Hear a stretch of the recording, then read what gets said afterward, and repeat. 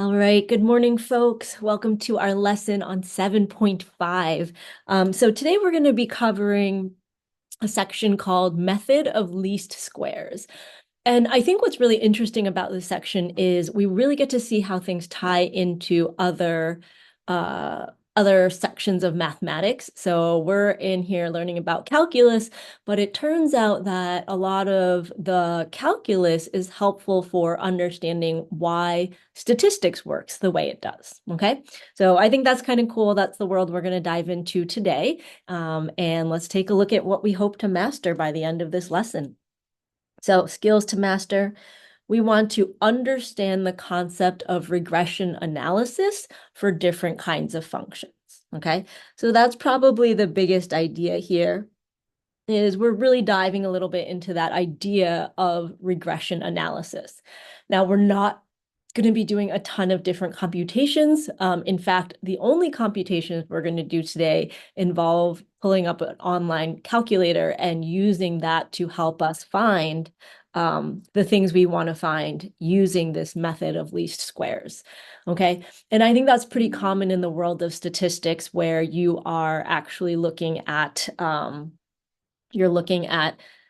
why you're using certain things and how you're using them, but ultimately some sort of computer or calculator does all the things for you, okay? All right, the second thing we want to make sure we walk away with is how to apply this method of least squares for linear and quadratic scenarios, okay? So we're really only focusing on two, and ultimately that will come down to choosing either a linear calculator, and I've included all the links for that, or a quadratic calculator, and I've also included links for that. Okay, so it's more about picking the right calculator than anything else.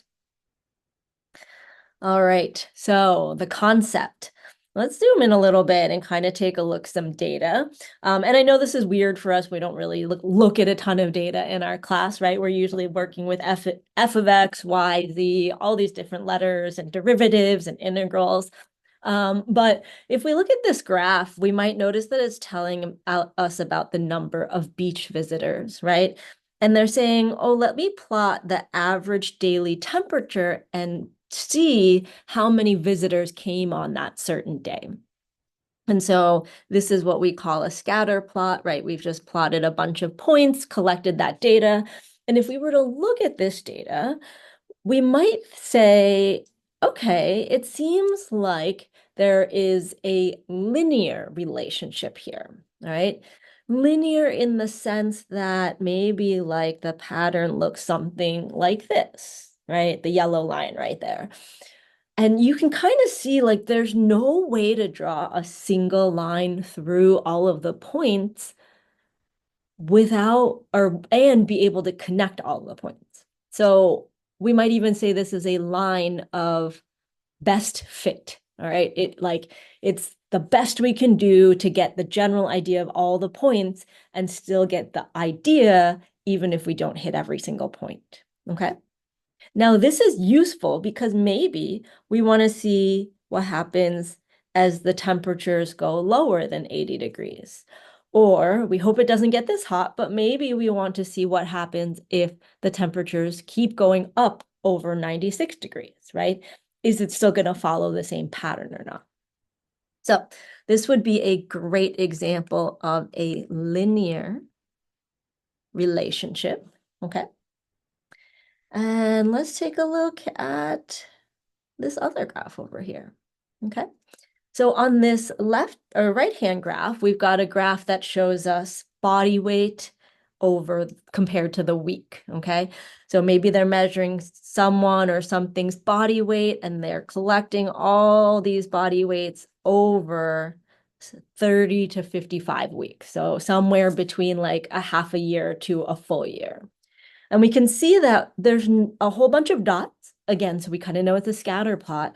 But these dots, like, I wouldn't really want to connect them with a straight line. But in fact, we might want to go more with a curve that goes up and then down. This one is not a linear relationship, but we might consider this one to be a quadratic relationship. Okay? So all that means is the relationships look different when we try and fit as many points as possible, right? So this one, more like a parabola, or it goes up and then down. All right, let's take a look at one more over here.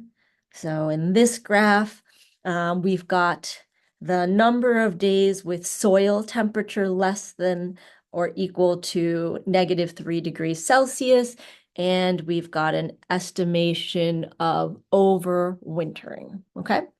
And if we look at this graph, we see that it's not a line and it's not a parabola, but rather it just kind of starts going down quickly and then starts to flatten out a little bit, right? Now, we're not going to take a look at this, but we would call this one an exponential pattern, okay? So these three data scatter plots I picked because I think they do a great job of showing three different types of patterns: linear, quadratic, and exponential, okay? But we're going to focus on the linear and kind of see what that gives us, all right? So let's say we had a scatter plot, okay? So like this point here, this point here, this point here, this point here, okay? And we wanted to make a line that best fit the data, okay? In fact, we call this line the line of best fit, all right? So we drew a line that best fit the data. Now, how do we know that it's the best one, right? That's sort of the question here. And it turns out that what we do is we draw this line and we have a distance from each point to the line. So like, let me get my colors going here. Like this is the distance from this point to the line. And we can see it's a little bit under the line. But these other 3 points, we have this point and this point and this point. So let's call this one A and B and C and D. That has a distance to the line, right? And C also has a distance to the line. And we might argue that C and D have the greatest distances to the line. The fancy word for those distances is residual. So when someone says residual, they don't mean leftover, they mean what is that distance from the point to the line, okay? And there is a mathematical way of finding that residual, right? And all we do is we take our y value and we subtract the line and we get the residual, okay? So our residual, if we were to think about it in symbols, is y minus ax plus b. And that'll give us the distance from the point to the line, okay? Now, all of that is fine and good. If you're going to take a statistics class or you have taken one, some of that might seem a little familiar to you, okay? But why are we talking about statistics stuff in a calculus course? Here's where that comes into play, all right? So we have this theorem, and it is a way for us to make sure that we have the best fit line ever. And the way we do that is by finding the least squares line, and those coefficients of the least squares line turn out to be the solutions of these normal equations, okay? I know it's a lot of symbols. We're actually going to see these symbols again later on, which is kind of why I wanted to put them into our notes now.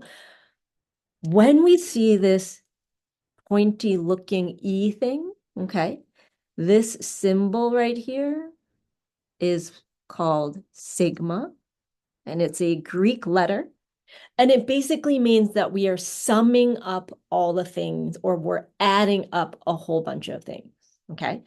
In fact, we are adding up all these squares, And what that tells us is our slope and our y-intercept, okay? So it tells us about our slope and our y-intercept. Now, this is how you find them. To find A, you have to find all of this. And to find B, you have to find all of this, right? We use the calculus here because when we take our derivative, we end up with what we want, okay? Now, we have these, but you know what? We don't need to sit and find the sum of all of these things, okay? We can use an online calculator. And so here's where I'm gonna switch screens real quick, okay? I'm gonna go ahead and show you where you can find the calculators, and then we'll go through two examples where we can take a look at how to use the calculators, all right?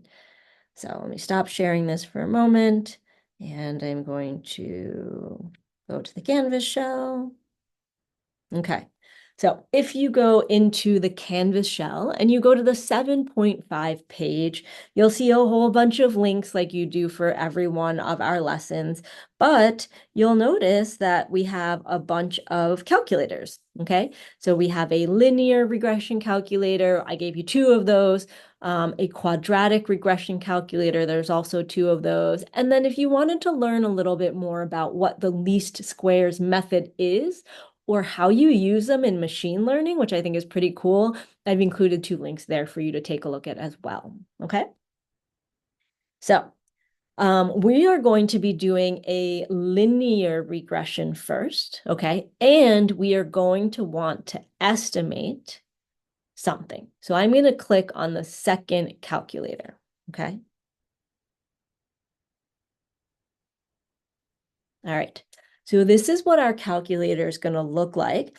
And all we're going to need to do is go to the part where it has all of the X values. We're going to list all the X values in the X value column. And then we're going to make sure we add the correct Y values, like the ones that go with that X value in the Y value column. Okay, that's the extent of the math work we're going to do because we're not going to worry so much about the computations. But if we want an estimate, we'll put it in the estimate box, and then we'll hit that button that says calculate the regression equation. Okay, that'll do all the work for us. All you have to do is go to the link and make sure you've got the right numbers. Okay, so let me switch back to the notes screen so we can take a look at that.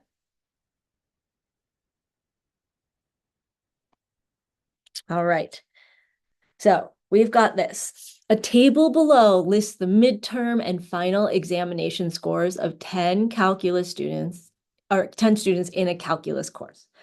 So what this means is like one student got a 49 on the midterm and a 61 on the final. So like the 49 goes with the 61. Okay, it's the same person. It also means that there was a student who got a 78 on the midterm, and that same student got a 77 on the midterm. Okay, so pretty consistent there. Then we have a student who got a 85 on the midterm and a 79 on the final. So maybe dropped a little bit there, right? And we've got that 99 on the midterm, 99 on the final, also consistent. So the question says, find the least squares line equation. So that's what we're going to use the calculator to do. And then we're going to predict the final examination score of a student who scored 95 on the midterm.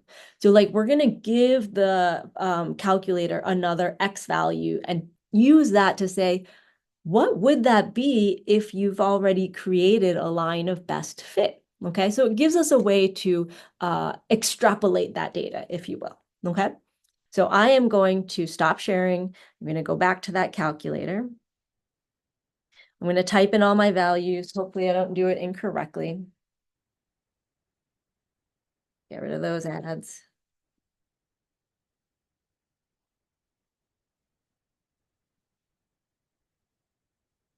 All right, so we've got 49 as an X value. We've got 53, we've got 67, we've got 71, we've got 74, we've got 78, 83, 85, 91, and 99. All right, I've got 1, 2, 3, 4, 5, 6, 7, 8, 9, 10 values. Great. Okay. Now we're going to type in the y values, but we have to type them in the same order that we typed in the x value. Okay. So 49 goes with 61, 53 goes with 47. Then we have 72 and 76 and 68 and 77 and 81 and 79 and 93 and 99. And that's good because we've got 10 x values and 10 y values. Okay. Now, the other thing that we're going to go ahead and do is type in what we want our calculator to estimate. So we want to estimate the final exam score of a student who scored a 95 on the midterm. Okay. And now I'm going to go down here. I'm going to click calculate the regression equation, and bam. It gives us not just the equation, but it gives us the picture that goes with it too, which is pretty cool. Okay. So for this assignment on the My Math Lab, please use the calculators. I do not expect you to do these by hand. Okay. That will be very long, very cumbersome. If you have a graphing calculator, you can also do this on the graphing calculator, but I really wasn't sure who had what, so I thought we could just use an online one where you just type in the values, okay? So here is our regression equation, okay? And you can see that it's got a y equals 0.87489x plus 9.68335. Even though those are gross decimals, that's giving you a y equals mx plus b. It's giving you your slope, 0.87, and it's giving you your y-intercept of 9.68, okay? So we're going to copy that equation over into our notes, so we'll have it. But let's see what else it tells us, right? So here's our graph. We can see that this scatter plot looks a lot like the examples we had in the notes. We've got a bunch of points. They don't fit perfectly on a line, but this line, the calculator tells us this is the one that is the line of best fit, okay? And let's see, our estimate. The estimate, we said, well, according to this pattern, what is a student who got a 95 on the midterm going to get on the final? And this calculator is telling us that that student will probably get around a 92 or a 93. Okay. So I'm going to grab all these values. We're going to go back to the notes and we'll write them down so that we're not missing anything. And where's my good notes? Great. Okay. So let's write down the values that we had. All right. Our equation is y equals 0.87489x plus 9.68335. All right. And this is our slope. And this is our y-intercept of this line of best fit, okay? It also tells us that a student who got a 95 on the midterm is predicted to get about a 92.7978 on the final, okay? So we'll get all that question on one page, but that is basically all we need to do for these questions, okay? You type in your data set, out pops the equation, and make sure that if we are predicting something, that we ask the calculator to predict it, okay? Now, both of these questions are using the linear one, but some of your homework questions ask you to use the quadratic one. So just click on the different calculator, but it's going to be the same idea. You just type in all your data points. Okay. All right. Let's take a look at this example number 2. It says the use of fuel oil for home heating in the United States has steadily declined for several decades. The table shows that the percentage of occupied housing units in the US that were heated by fuel oil for various years between 1960 and 2015. Okay. And so we can see that these values are decreasing, which started about 32%, and they're going down all the way to 5%. And so it says find the least squares line equation, then predict the number of predict the percentage of occupied housing units heated by fuel oil in the year 1995. Okay, so just like the last one, we're going to type in all our data points, but we're also going to ask the calculator to predict. And instead of typing in the 95 like we did for the first question, we're going to type in 1995 for the prediction, for example, 2. Okay. So let me switch back to the other screen.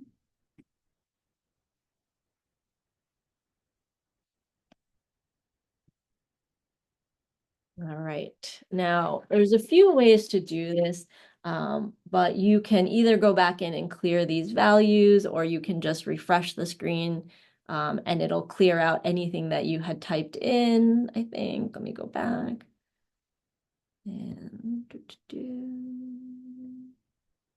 there we go. Yeah, we just refresh it and then we type in the values that we want. Okay. So 1960, 1970, 1979, 79, 1989, 1999, 2009, and 2015. Okay. So my typo there was actually a good mistake to make. I didn't do it on purpose, but we made the mistake. Because I think the biggest thing here is just making sure you type in your values correctly. Okay. So 32.4, 26.0, 19.5, 13.3, 9.8, 7.3, 5.1. All right, we do want to estimate for 1995. And we'll calculate the regression equation. All right. So here we have it, right? We've got a different equation, and it shows us that all of these points on the scatter plot right here, right? They all follow a pretty linear pattern.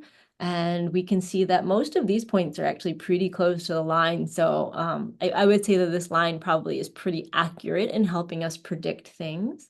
And what does it predict? It predicts that in 1995, 13.1056% of the houses will be fueled or heated by fuel oil. Okay, so let's grab these numbers. Let's go back into our notes and write them down.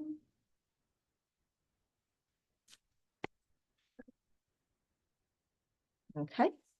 So what did we say our equation was? Y equals negative 0.49228x plus 995.21347. And what this means is we have a slope, right? A negative slope, which makes sense because the percent was going down in value. And then this 995, it would be the same as saying our y-intercept of whatever this line is, okay?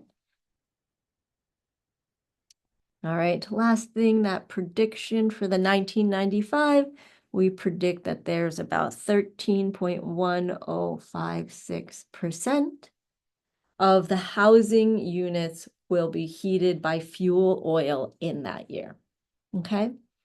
So my hope is that this homework assignment will be pretty straightforward for us. What a nice way to kind of be able to focus more of our energies on studying for the exam that we have next week, and also taking care of that portfolio. All right, so that's it for today. We're going to go ahead and stop our recording here.